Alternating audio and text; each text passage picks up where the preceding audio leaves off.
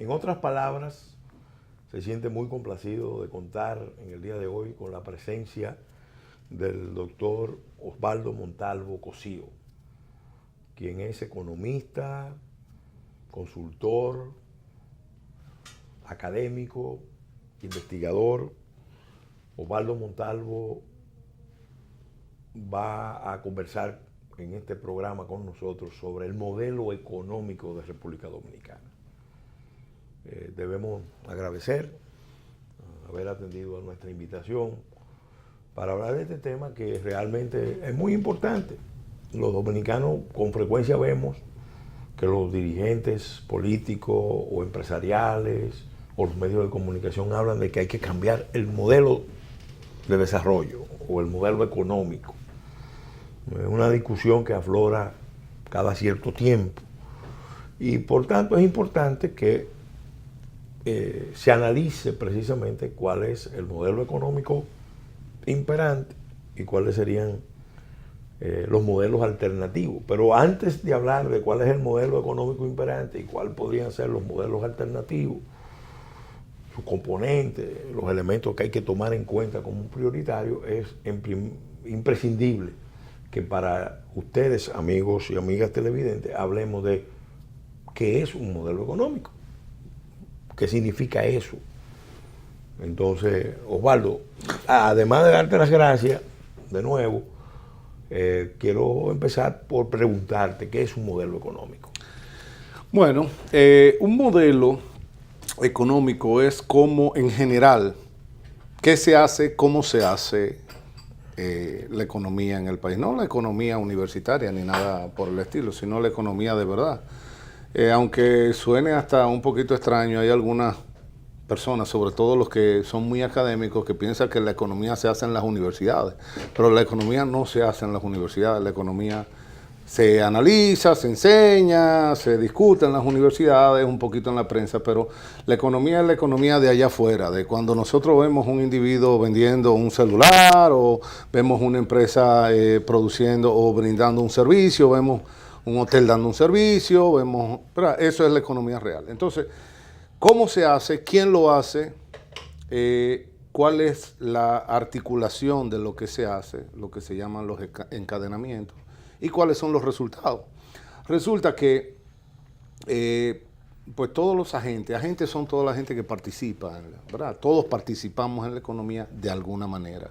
Aún la persona más desvinculada de la economía tiene una participación. Aún una persona que esté retirado Sí, participa. O se es productor, o se es consumidor, o es imprescindible ser un productor para ser buen consumidor. No, tú has dicho algo que es central, porque hay algunas personas, y yo recién acabo de... Hay un economista que tiene muy mala prensa, que es Milton Friedman, que falleció hace un par de años, que él escribió una pequeña obra que se llama No hay tal cosa como un desayuno gratis. Entonces yo trataba de explicar un poco eso, porque hay personas que son consumidores sin ser productor. ¿Cómo es eso? Bueno, por ejemplo, el hijo de un padre. El papá le compra al hijo la merienda. El hijo no produjo esa merienda, sí, se la compró su papá, pero si el hijo va a ser consumidor sin ser productor, necesita un padre que tenga un excedente, es decir, que produzca por encima de lo que él consume para poder asignarle ese subsidio a su hijo. Eso sucede en la familia también. Por eso la unidad económica más importante no es el individuo, sino la familia. Porque además no solamente es porque ahí también, Pelegrín, ahí hay un elemento de base. Hay algunas personas que en función, digamos, de ciertas tradiciones culturales, le dan una gran preponderancia a los elementos emocionales de adhesión, de solidaridad y de hermandad, lo cual es magnífico y está muy bien. Lo que pasa es que toda solidaridad tiene un cierto límite. Eso es lo que sucede, por ejemplo, en cada casa. O sea, cada casa puede dedicar una parte del presupuesto familiar a hacer obras de caridad. Pero una casa, cada familia no puede dedicar el 95% del ingreso de la familia a la caridad, porque entonces se queda sin presupuesto para solventar los gastos de la familia. Entonces, ¿qué sucede? Aunque a veces se tilda de que es una visión, vamos a decir, de derechas, como dicen los españoles, pero la visión es que el individuo debe asumirse como el responsable de su economía personal. Es decir, el individuo debe, a partir de su formación y del subsidio y del financiamiento que recibe en su formación, como lo recibimos todos, ¿verdad? Sí. Porque nosotros fuimos a un colegio y después fuimos a una universidad y en general hay una solidaridad intergeneracional. Y muchas veces cruzada, familiar, y muchas veces también cruzada desde otros elementos dentro de la sociedad. Porque, por ejemplo, es como el otro día dijo Inés Yaspún sobre la UAS. Dice, la UAS es autónoma en el gasto, pero dependiente en el ingreso. La UAS nunca ha defendido su autonomía en lo que toca a buscar ingresos, se refiere, sino la autonomía en gastar como le da la gana, que es lo que yo llamo un poco la finanza del niño malcriado. Sí. Entonces, justamente de lo que debería ser una institución que genere también ingresos a partir de sus propias iniciativas, y no lo es. Como lo hace una universidad privada. Entonces, la visión es que el individuo, a partir de esa solidaridad intergeneracional y horizontal que se da dentro de una sociedad, se haga un individuo suficiente en términos económicos. Y no solamente suficiente, sino que ese individuo tiene que pasar a ser quien subsidie a la generación venidera. ¿Qué es lo que sucede en una familia donde se llevan finanzas sanas? ¿Qué sucede en una familia donde se llevan? Bueno, a mí mi papá me financió los estudios. ¿Qué es lo que me toca a mí ahora como padre? Adivina, financiar los estudios de mi hijo.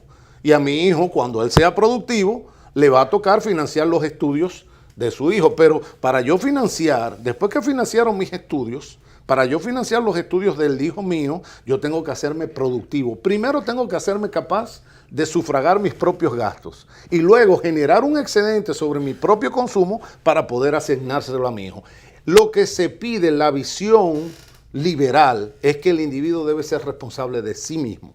Ese individuo debe buscar, en función de su esfuerzo, a su formación, a su trabajo, a su talento, a la explotación de su talento, ¿sí?, conseguir los recursos para él ser suficiente y no requerir de la solidaridad de otras personas. Una de las cosas, y que son realmente como desviaciones, es que es lo que se llama, por ejemplo, la ayuda al desarrollo. Porque la ayuda al desarrollo debe concluir en una forma de no necesidad, de culminación. Es decir, si yo voy a... De pasar de la cooperación, el préstamo flexible, claro, a la generación... Claro, o sea, la idea es que, si no, por ejemplo, todas estas instituciones multinacionales, multilaterales, ponle el nombre que tú quieras, que tienen muchísimos programas para medir la pobreza, para focalizar la pobreza, para colaborar con la pobreza, para ayudar a la pobreza. O sea, realmente el proyecto, de ser serio, debe concluir en que se erradicó la pobreza. Yo tuve un debate. Esa debe ser la conclusión. O sea, cuando nosotros realmente estamos colaborando con una persona que no tiene capacidad productiva, si estamos colaborando es porque nosotros estamos cada vez logrando que esa persona sea más suficiente en sí misma, no en perpetuar la ayuda hacia esa persona. Yo tuve un debate hace unos años con Rebeca Greenspan, ya cuando era funcionaria de organismos multilaterales en INTEC. Era el debate sobre los indicadores de desarrollo de humano y sobre todo de indicadores de pobreza. No, Rebeca Greenspan, que había sido vicepresidenta de Costa Rica y después pasó a ser una de las principales figuras del Banco Interamericano de Desarrollo. Entonces yo cuestionaba un poco los indicadores convencionales de medición de pobreza, que son necesidades básicas insatisfechas, que es el más convencional, o el indicador monetario.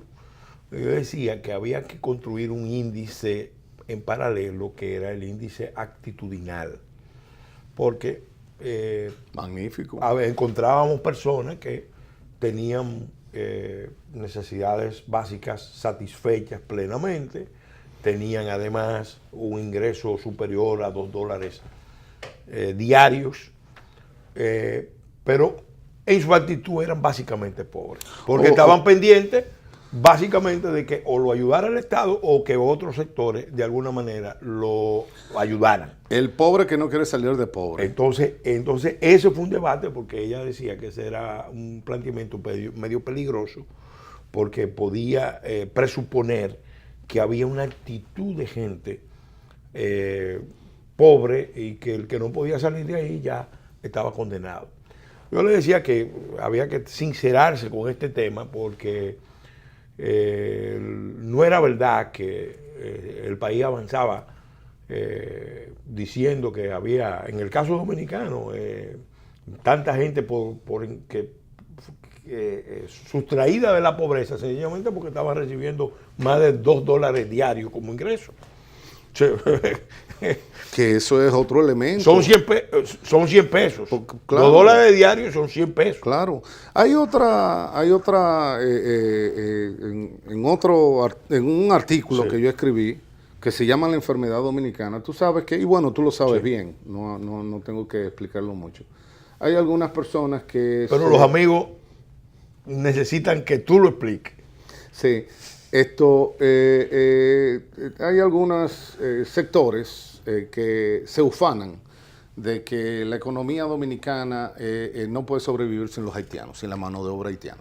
Entonces, yo explicaba lo que significa dentro de la economía teórica el salario de sobrevivencia. El nombre lo dice todo. Sobrevivencia significa, y es un concepto clásico, el nivel de ingreso que simplemente le permite a la persona pasar de un día a otro. Lo que Sí, simplemente le permite mínimo. consumir alimentos fundamentalmente para sobrevivir en condiciones sumamente precarias.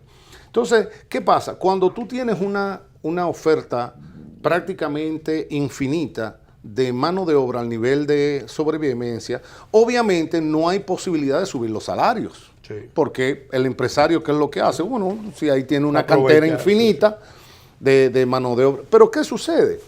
Que si lo llamaba yo la enfermedad dominicana porque eso es lo peor que le puede pasar a un país. Eso significa, número uno, que no van a aumentar los salarios, que el salario no va a salir del nivel de sobrevivencia. Si el salario no sale del nivel de sobrevivencia, eso significa que ese individuo no va a pagar impuestos. Sí. Y si no va a pagar impuestos, significa que hay que subsidiarlo. Sí. Hay que subsidiarlo en alimentación, hay que subsidiarlo en educación, hay que subsidiarlo en servicios sociales, hay que subsidiarlo, porque ese individuo simplemente lo que hace es ganar un salario de sobrevivencia. ¿Sí? Entonces, la prueba más fehaciente de eso es que eso solamente sucede en los países más pobres del mundo. Sí. En los países más pobres del mundo es donde hay salario a nivel de sobrevivencia. Entonces eso lo ponen como una condición prácticamente de orgullo para la República Dominicana, cuando debe ser justamente una situación de enorme preocupación. Bueno, porque eso significa... De eso yo quiero hablar contigo en el próximo segmento. Porque es como un ritual, cada cierto tiempo los funcionarios del área económica, del Banco Central anuncian las tasas de crecimiento de República Dominicana, pero resulta que es un crecimiento raro. Es un crecimiento yo le podría extraño. decir, ¿te gusta una denominación? Vamos a decirle el crecimiento de papel. Bueno, exacto. Pues crecemos 7%. Lo que se ponga con en el el actual papel. Modelo, pero resulta que el salario está estancado a principios de los 90. Que el empleo no es verdad que ha mejorado. Y si ha mejorado es a través de un proceso de desnacionalización. Entonces todo eso como deformación de la economía amerita un análisis y sobre todo que nos centremos en el modelo económico dominicano, el vigente, y el modelo que tenemos que proponernos para salir de esta situación en la que nos encontramos. Con tu permiso hacemos un alto y en el próximo segmento continuamos con el análisis de este tema, el modelo económico de República Dominicana.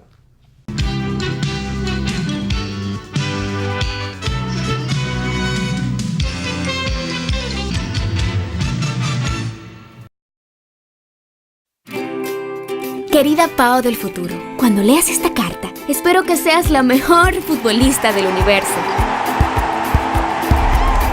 ¿Ya pudiste averiguar la receta secreta de la batida que hace mami? Ojalá te siga gustando tanto como me gusta ahora.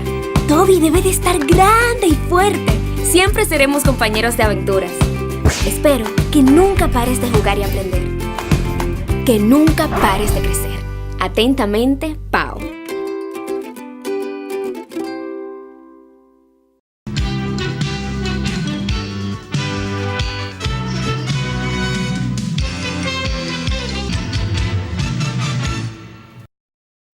Continuando con el desarrollo de este programa, el modelo económico de República Dominicana, con nuestro invitado Osvaldo Montalvo Cosío, economista, consultor, académico, autor de varias obras.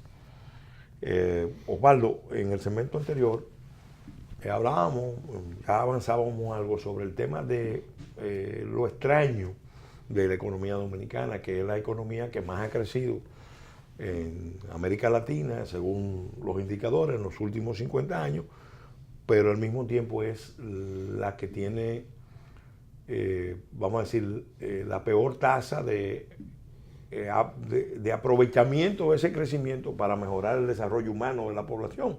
Vemos un crecimiento que se anuncia todos los años por encima de la media de la región, pero los salarios no mejoran. En otras palabras, hay algo que no cuadra, porque se supone que si los salarios mejoran, si la economía crece, los salarios deben mejorar. Si la productividad media de la economía aumenta, los salarios deben mejorar. Y sin embargo, no pasa eso. ¿Qué está pasando? ¿Y cuál es, a tu juicio, la clave para entender esta realidad tan extraña que tenemos los dominicanos, que cuando la gente oye al gobierno hablar de crecimiento y a los presidentes hablar de esas grandes sumas agregadas, como que tiene una exclamación de que ¿dónde es eso? Porque no le llega a la inmensa mayoría de la población.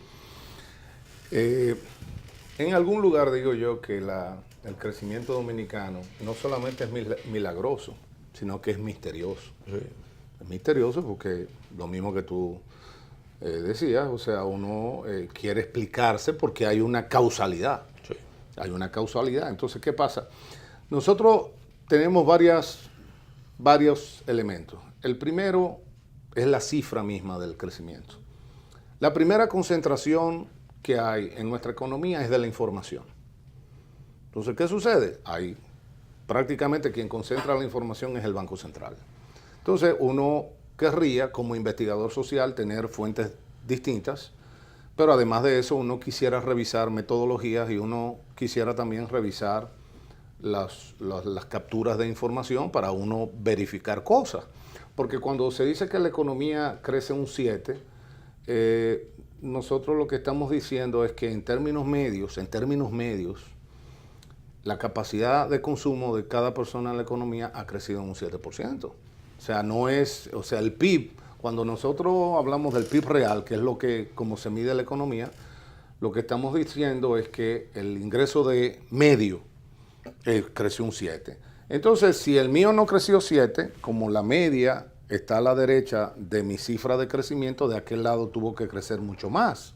Entonces, es un crecimiento muy alto para lo que son las cifras que se conocen en la región, o sea, en América Latina, y muy alto también para el mundo. Entonces, una pequeña isla en el Caribe está dando cátedra de cómo crece una economía. Entonces, puede venir una persona de Fiji o de Australia o de Nueva Zelanda y decir, mira, nosotros vamos a ir a la República Dominicana a ver cómo es que ellos hacen, porque realmente nosotros estamos creciendo a un 2 y pico, y esta gente está creciendo a un 7, y ahora se anunció que a un 5, y son cifras además que las refrendan los organismos internacionales, o sea que los organismos internacionales también están un poco suscribiendo este milagro dominicano. Este milagro, como dije, que es no solamente este misterio dominicano. Este milagro misterioso, o este misterio milagroso, como usted. Bueno, por eso yo le llamo. Todo milagro tiene un elemento de misterio. El crecimiento de papel. El crecimiento de papel. Entonces, ¿qué pasa? ¿Por qué? Porque cuando te dicen que creció el 7, tú quieres ver cuáles son los resultados. Entonces, cuando crecimos un 7, eso significa que nosotros tenemos más consumo de todo en general. más consumo de alimentos, más consumo de automóviles, más consumo de servicios de hostelería, en general, alimentos y bebidas, de todo, ¿no? ¿Y por qué la gente se quiere ir? Porque cuando se hace una encuesta, si la fiesta está tan buena, el 60% de la población, especialmente los jóvenes, quieren irse. Entonces, tú quieres verlo, eso también. Hay otro elemento, o sea, tú sabes que el PIB se puede desagregar de distintas maneras, entonces se puede desagregar de forma sectorial. Entonces te dicen, bueno, el sector gobierno creció en un 9%, y tú dices, bueno, pero ¿qué significa que el sector gobierno creció en un 9%? Eso significa que se expidieron más pasaportes, eso significa que se construyeron más kilómetros de calles, eso significa que en concreto, porque acuérdate, cuando estamos hablando de la medición no es el hecho, o sea, la medición es un reporte de un hecho. Entonces, ese 7% significa que hubo algo que se está haciendo más y mejor. Entonces, tú lo que quieres es ver una expresión concreta de ese crecimiento. Cuando te dice que el sector salud creció en tanto, entonces tú dices, bueno, pero si crecimos en tanto, eso significa que ya yo no necesito salud privada. Yo puedo ir al hospital. Y cuando tú te acercas a un hospital, tú dices, esto sigue siendo el mismo caos de siempre. Entonces, ¿qué significa que el sector salud creció en tanto? Y así tú puedes decir que se reconstruyeron o construyeron 56 hospitales al mismo tiempo, pero eso no necesariamente se traduce en una mejoría del servicio. Entonces eso en función de los efectos del crecimiento, del efecto que tiene sobre la sociedad. Pero vamos a ver entonces las causas, o sea, vamos a ver los elementos que originan al crecimiento. Entonces, tú cuando en otras encuestas, porque al final de cuentas el PIB, la medición del PIB es una forma, es un muestreo, no es una, es un muestreo que se hace, y es un muestreo también que se conoce poco, porque no se da a conocer, sino se da a conocer la cifra. O sea, no se dice, nosotros lo hicimos así, no, sino se da a conocer la cifra, se presenta en sociedad esa cifra como si fuera una niña. Es esotérico. Exactamente. Entonces tú dices, bueno, en otras encuestas, sobre todo encuestas que no se hacen en el país, y como no se hacen en el país, pues es difícil de influenciar. Nosotros estamos en los peores lugares en materia de corrupción. Nosotros estamos en los peores lugares en materia de educación. Nosotros estamos en los peores lugares en materia de salud. Entonces tú dices, ¿cómo nosotros tenemos problemas complicados de empleo, de subempleo? Porque no solamente es la parte del desempleo, sino lo que comentábamos hace, como una persona que vende discos pirateados en la calle, esa persona está empleada. Desempleo encubierto. ¿Me entiendes? O sea, ahí ¿cómo nosotros le podemos llamar a eso propiamente una ocupación? O de una calidad muy discutible. Vamos a hacer de nuevo un alto, porque tenemos un compromiso con nuestros anunciantes y patrocinadores. Y en el próximo segmento vamos a continuar tratando este tema de las extrañezas, de las rarezas. Una economía verdaderamente rara. La de República Dominicana. No es rara. Sí. Pues tiene su lógica. Y es una lógica muy conveniente, lo único que es conveniente para algunos. Para algunos.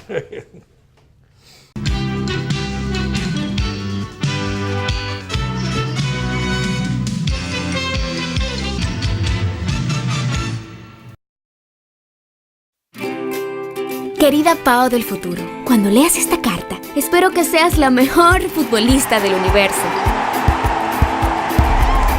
¿Ya pudiste averiguar la receta secreta de la batida que hace mami? Ojalá te siga gustando tanto como me gusta ahora.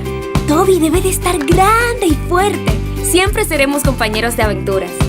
Espero que nunca pares de jugar y aprender. Que nunca pares de crecer. Atentamente, Pao. Avance energético. Porque el cambio empieza con una mejor energía. Como parte de los avances del sector energético está el programa de rehabilitación de redes eléctricas, que inicia su segunda fase de optimización con una inversión de $358 millones de organismos internacionales. Más de 100 circuitos serán intervenidos a nivel nacional, dentro de los cuales 47 ya se están trabajando. Con esta iniciativa contribuimos impactamos directa y positivamente en la calidad de vida de más de 120,000 hogares y más de 453,000 beneficiados, logrando así un servicio eléctrico optimizado. CDEE, iluminando en el presente para el futuro del país.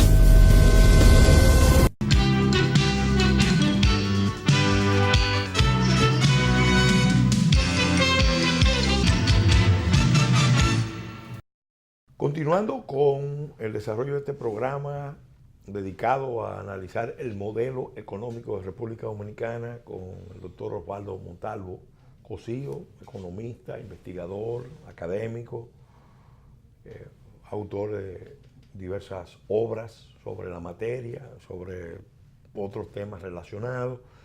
En el segmento anterior estábamos hablando de lo que parecen extrañeza o rareza para el común de la gente, pero para los que lo estudian, evidentemente encuentran una lógica, una realidad de un sistema que es altamente concentrado. ¿Sí? Un crecimiento que se anuncia todos los años, pero que está altamente concentrado en manos de cada vez menos grupos y a través de unos esquemas de extracción de rentas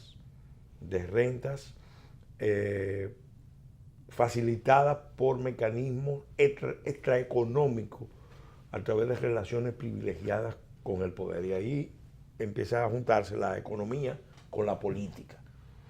La economía con la política, porque van de la mano. El Estado es el gran regulador de los flujos económicos de una sociedad. Su papel se supone que es equilibrar, contrapesar, pero cuando el Estado no juega su papel, cuando las instituciones no están enfocadas en el desarrollo nacional y de la población, sino en privilegiar a los grandes grupos concentradores de renta, entonces todos los problemas de la sociedad se agravan. Y por eso la mayor parte de la población ve el crecimiento, las cifras que se anuncian, pero no lo siente. Es como el unicornio. Una expresión muy simpática que dice que todo el mundo habla del unicornio, pero nunca nadie lo ha visto. Entonces, vamos a analizar eso, Osvaldo. Bueno, yo creo que tú acabas de dar exactamente la clave. Sí. O sea, desde hace décadas se habla de lo que es la economía dual. O sea, una economía que tiene un sector tradicional, tiene un sector tradicional, una economía que tiene un sector moderno. Generalmente se pensaba del sector atrasado o el sector tradicional como el sector primario. Y nosotros en gran medida todavía andamos ahí, ¿no? Porque el sector primario no tiene, por distintas condiciones, no tiene la capacidad de generar, de aumentos de productividad.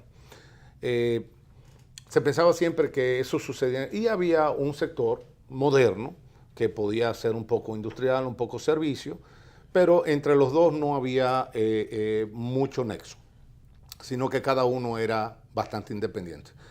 Nosotros no tenemos la separación de esa separación de primario terciario, de primario secundario, es decir, de primario agricultura, por decir por un lado, industria servicio, sino que hay una mezcla porque hoy en día ya las cosas no están como... La geografía se ha perdido en la economía. Sí. Antes había como una geografía más marcada. Ahora todo está geográficamente más mezclado.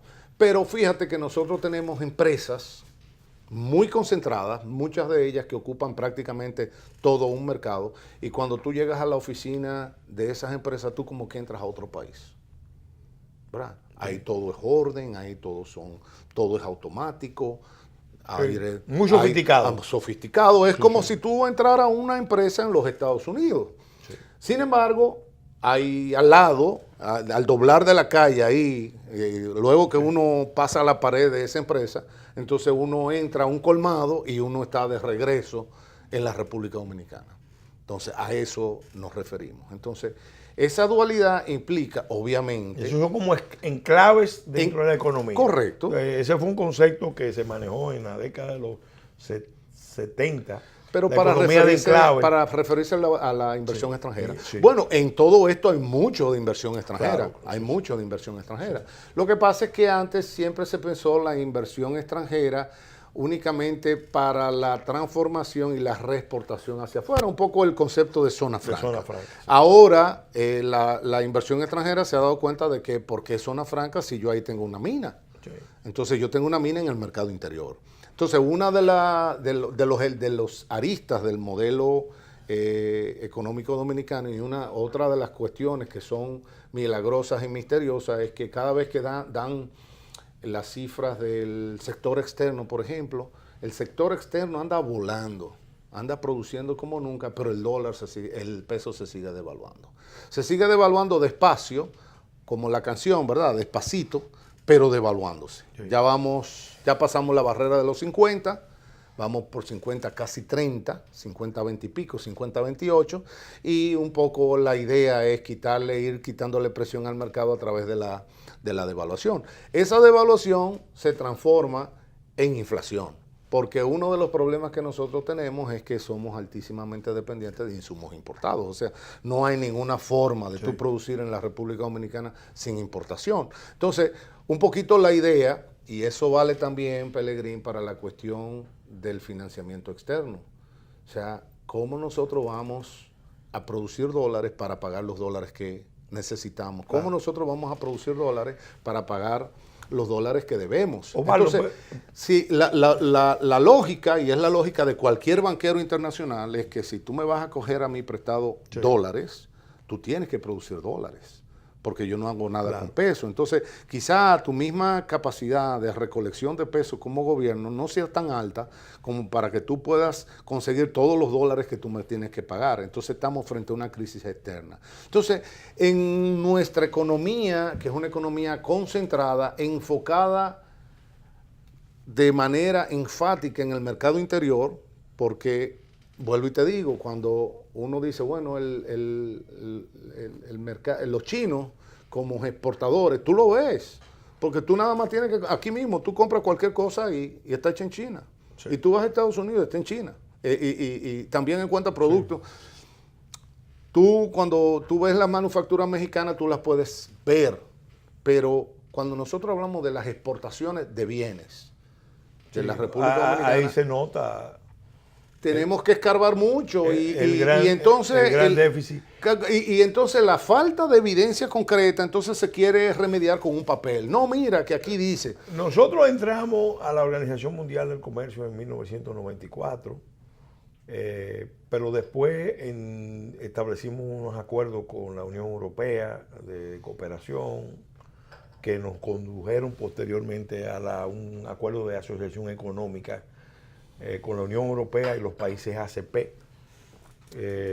Después firmamos el acuerdo de libre comercio con Estados Unidos y Centroamérica. Ahora mismo República Dominicana tiene también negociaciones avanzadas con muchos otros países. Sin embargo, contrasta porque estamos en acuerdo de libre comercio con 49 países ahora mismo. Sin embargo, la estrategia de exportación de República Dominicana, porque estamos perdiendo en las relaciones con Estados Unidos, se está concentrando en Haití. Como que los empresarios, en vez de pensar en integrarse hacia adentro para competir hacia afuera, contando obviamente con un sector público proactivo, lo que han hecho es atrincherarse en la isla de Santo Domingo, como la isla de las alianzas rentistas de los grupos empresariales para dominar un supuesto mercado de 22 millones. ¿No está eso en la base del fracaso del modelo económico dominicano? Bueno, ¿por qué? Lo que pasa es la estrategia empresarial, ¿cuál es? O sea, nosotros tenemos dos alternativas. Nosotros tenemos una empresa que produce un bien específico y tenemos la alternativa, como tú bien dices, de salir a competir con el mundo, salir a competir con los chinos. Yo le decía a alguna gente que incluso hay muchos empresarios dominicanos que ni siquiera manejan muy bien el inglés. Sí. Entonces tú meterte en ese rollo, por más facilidades que haya y acuerdos de libre, porque muchas veces se habla de los acuerdos que hay, pero hay que entrarle a un acuerdo para ver cómo es que se maneja. O tú tienes un mercado de bajo ingreso y un mercado sin instituciones de protección que se lo traga todo. Es decir, un mercado de baja calidad. Entonces, ¿qué pasa? Nosotros, el mercado dominicano, el dominicano, los mangos bajitos, es un mercado de muy baja calidad al punto que el consumidor, que recién hace unos años se creó esta cuestión de protección al consumidor, pero que prácticamente el consumidor está a las buenas del vendedor. Sí. O sea, prácticamente es... A mí me tocó impulsar la ley de protección a los derechos del consumidor, que debió ir de la mano con una política de promoción de competencia, pero ahí se ve el desfase. Muy bien. Entonces, ¿qué pasa? Aquí nosotros tenemos este mercado, que es un mercado de baja calidad, donde prácticamente nosotros le podemos tirar cualquier cosa y el mercado lo compra y se lo traga, no hay problema, o meternos en un ambiente sumamente complicado, competitivo y demás. Y obviamente se seleccionó este esquema. En la medida en que haya la posibilidad de ingreso, de continuar extrayendo, lo que tú decías, extrayendo rentas en un mercado concentrado, pues obviamente no hay ese estímulo a incursionar en el mercado exterior. El mercado de Haití es lo mismo, o todavía en términos de exigencia, es mejor que el de la República Dominicana. Obviamente eso tiene una limitación. Por mucho que se le venda a Haití, uno tiene que ponerse a pensar, bueno, ¿y de dónde sacan los haitianos el ingreso para comprarle a los dominicanos? Porque no son donaciones. No son donaciones que reciben de la República Dominicana. Son donaciones... Hay una economía canalla, subterránea, sí, donde hay mucho flujo de dinero que viene de droga, que viene de muchas otras actividades ilícitas en el ámbito insular y en el ámbito internacional. Magnífico. Ese es un factor que porque ese dinero compra igual. Compra igual. Y el que vende no pregunta de dónde viene. No pregunta. Entonces un poco es capturar también no es ese mercado, es ese dinero. Ese dinero. ¿Me entiendes? Entonces obviamente es difícil tú incursionar en un medio que te puede provocar tener una economía mucho más sana, más sólida, sí, y sobre todo de mayor sostenibilidad, porque aquí lo que estamos hablando, no estamos hablando de los próximos 3 años, estamos hablando de qué va a ser la economía dominicana dentro de 10, dentro de 15, dentro de 20 años, cuál va a ser la economía dominicana para la generación siguiente, o sea,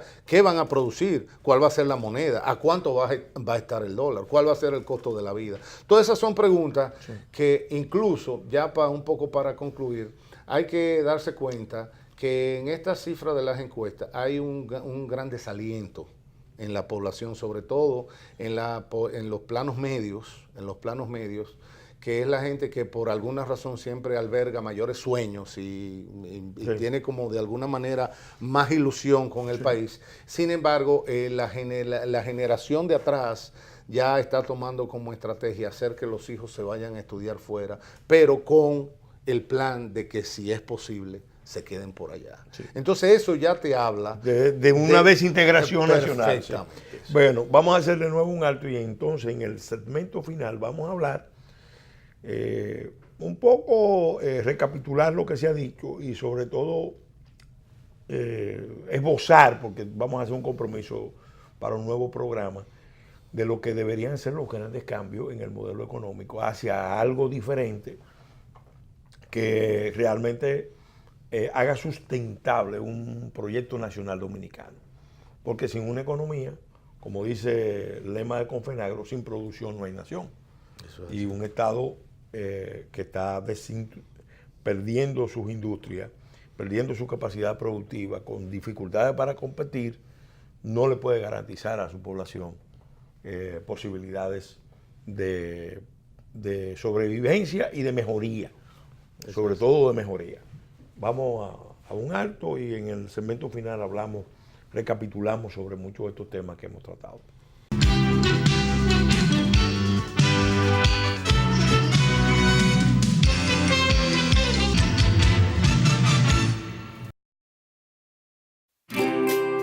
Querida Pao del futuro, cuando leas esta carta, espero que seas la mejor futbolista del universo.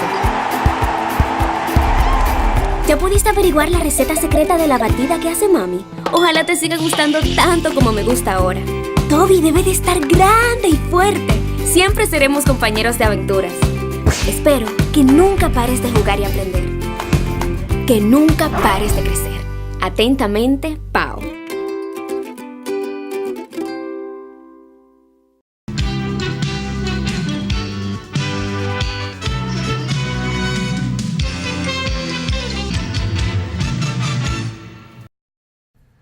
En el segmento final de este programa, en otras palabras, dedicado a analizar el modelo económico dominicano, con el doctor Osvaldo Montalvo, economista, conocedor de las realidades económicas y sociales de nuestro país, queremos un poco recapitular. Definitivamente que el modelo nuestro tiene muchas deformaciones, el modelo económico. Y es un modelo que está en crisis por su alta concentración y que está, como bien se ha apuntado, generando un empleo de muy mala calidad o niveles importantes de desempleo estructural o paro encubierto, o como se le quiera llamar. Y eso a su vez nos quita las posibilidades de competir exteriormente. Es un ciclo realmente pernicioso el que estamos viviendo. Entonces, aprovechar estos minutos que nos quedan del programa para esbozar algunas líneas de cambio, a reserva, repito, de organizar un programa especial para analizar lo que podrían ser las características de un nuevo modelo, a partir de las realidades nuestras, de la ubicación geopolítica que tenemos, de la dotación de recursos, que no es algo a subestimar, porque República Dominicana, vamos a decir, tiene minería, tiene potencial de agricultura, los recursos están. Ahora, lo que está fallando es un modelo de política y un modelo de negocio. Entonces, ¿hacia dónde vamos? Hacia un nuevo modelo en República Dominicana. Bien, mira, lo primero es que, por ejemplo, la distribución del ingreso que no hemos hablado, siempre se habla del problema que significa la distribución del ingreso. La desigual distribución del ingreso. Sí. La desigual distribución del ingreso es que tú ganas mucho y yo gano poco, en pocas palabras. Hay 3 gente que se lo ganan todo, el 99%, y el resto de la población se queda con el 1%. Eso es una distribución del ingreso desigual. Entonces, nosotros tenemos 2 alternativas para resolverla. Mejorar el ingreso de los de abajo para que la distancia con los de arriba no sea, o aplastar a los de arriba, que es lo que hace el socialismo. El socialismo aplasta a los de arriba para que todos seamos igualmente pobres. Sí. Estoy haciendo obviamente una gráfica, una caricatura. Distribuye muy equitativamente la pobreza, la escasez. La carencia. Sí, y entonces distribuye la carencia, imposibilita la producción, imposibilita la iniciativa privada. Bueno, lo que está provocando la implosión de Venezuela. Es correcto. Sí, porque eso es el modelo cubano. O sea, el modelo es que no solamente no hay nada, sino que tú tienes prohibido hacer nada. O sea, la idea tuya es quédate parado en una esquina y no hagas nada. Sí. Que el gobierno te va a dar un huevo cada semana para que tú comas. Bueno, entonces, ¿qué pasa? Lo primero, hay que ser cauteloso con la cuestión de las empresas. Uno puede hablar de concentración en la República Dominicana y es una concentración altísima, pero eso no significa que la concentración en el mundo sea mucho mejor. Entonces, sería un error tú atacar a la empresa, a las empresas dominicanas, por grandes que sean, con el argumento de que nosotros tenemos que hacerla más pareja, nosotros vamos a hacer un grupo económico del mismo tamaño de un colmado. No, eso no puede ser. O sea, lo que sucede es que las empresas grandes, en vez de focalizarse únicamente al mercado interior, tienen que abrirse al mercado exterior. Porque abriéndose al mercado... No atrincherarse. Correcto, abriéndose al mercado exterior, ellas mismas tienen un espacio infinito donde crecer, y eso le crea ya la puerta por donde pueden jalar al resto de la economía nacional. Pero o sea que República Dominicana tiene que dar pasos trascendentales para ir a los mercados exteriores. Están abiertos, pero no lo hemos penetrado. Claro, por lo mismo de que tú lo dijiste, por una cuestión de conveniencia de corto plazo, es más fácil yo aprovechar estas circunstancias. Yo me alío con una serie de personas con poder o de los poderes fácticos en un momento determinado, y me resulta más cómodo yo explotar no tengo que estar peleando. Pero eventualmente eso hay que hacerlo. Lo otro es que hay que regresar a la nacionalización del trabajo.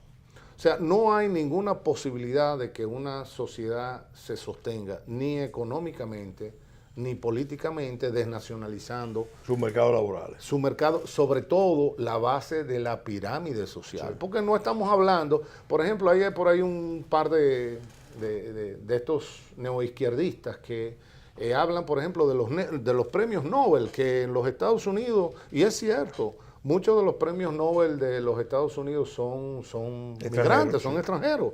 Entonces, la idea es que si nosotros tenemos un premio Nobel de Bangladesh, entonces nosotros lo que tenemos que traer 200 personas, 200 millones de personas para ver si tenemos un segundo premio Nobel, lo cual es un soberano disparate. Obviamente, la política migratoria de los Estados Unidos atrayendo capital humano. Perfectamente. Los mejores talentos de los otros países desde hace años son integrados. Claro. No. Entonces, ¿qué pasa? Que no hay ninguna posibilidad que el escalón inferior de la pirámide social sea extranjero.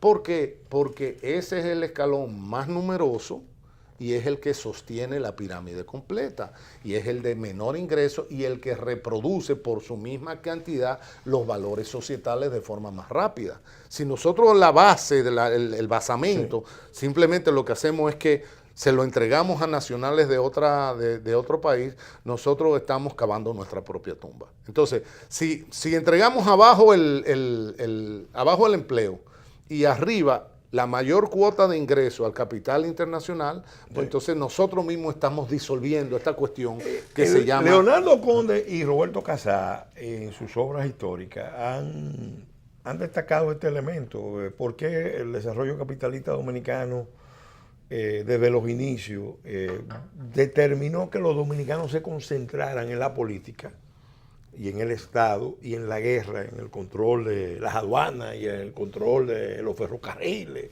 y en el control de las áreas económicas? Sencillamente porque las grandes inversiones extranjeras llegaban, normalmente eran norteamericanos, y empezaron a traer mano de obra de fuera, no a los dominicanos. Lo empezaron a traer de Haití, de las islas, y entonces se fue dando ese fenómeno donde los dominicanos tenían un solo camino: o la gavilla, o la insurrección de Montonera, o la política de los partidos tradicionales. Entonces hubo como una especie de división de funciones. Osvaldo, mira, el tiempo se acabó de este programa y yo te reitero las gracias por haber aceptado la invitación, y quiero aprovechar para comprometerte para que hagamos un programa de continuidad de porque como se ha visto, amigos y amigas televidentes, este tema es enorme.